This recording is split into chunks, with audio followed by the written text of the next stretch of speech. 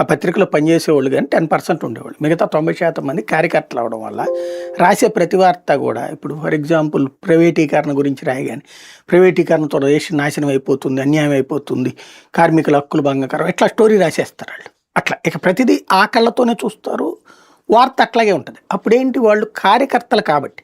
ఇప్పుడు ఈనాడు జ్యోతిలో కూడా జర్నలిస్టుల కంటే కార్యకర్తలు ఎక్కువైపోయారు అక్కడ రిపోర్టింగ్లోనూ డెస్క్లో కూడా.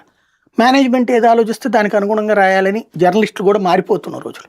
కాబట్టి వస్తున్నటువంటి వార్తా దరిద్రం అది, అంతకు మించి ఏం లేదు.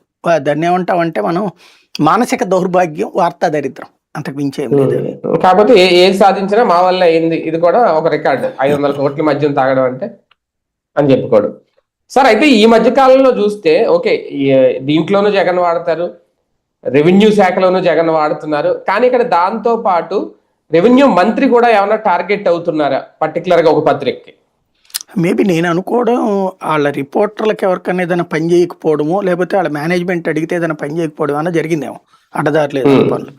లేకపోతే పర్టికులర్గా ఇన్ని రోజులు టార్గెట్ చేయరు. జ్యోతి స్టైల్ ఆఫ్ ఫంక్షనింగ్ ఎట్లా ఉంటుందంటే మొదటి వారం 10 రోజుల్లో ఒక 4-5 నెగిటివ్ స్టోరీలు వేస్తుంది. వెంటనే వాళ్ళ జీతాల బిల్లు అది వచ్చేస్తుంది. అంటే వాళ్ళకి అడ్వర్టైజ్మెంట్లు మామూలుగా ఇచ్చేసిన ప్రభుత్వాలు వెంటనే ఇవ్వరు, ఎంత సొంత పార్టీ సొంత పేపర్లు అయినా సరే, సొంత వాళ్ళు అయినా సరే. ఆ బిల్లు ఇచ్చేదంతా టైం తీసుకుంటారు. అంటే ఫస్ట్ జీతాలు ఇచ్చేయాలా, పెన్షన్లు ఇచ్చేయాలా, మొదటి రోజున జీతాలు ఇచ్చేయాలా, ఇవన్నీ అయిన తర్వాత ఇలాంటి బిల్లుల మీదకి కాన్సన్ట్రేట్ చేస్తారు.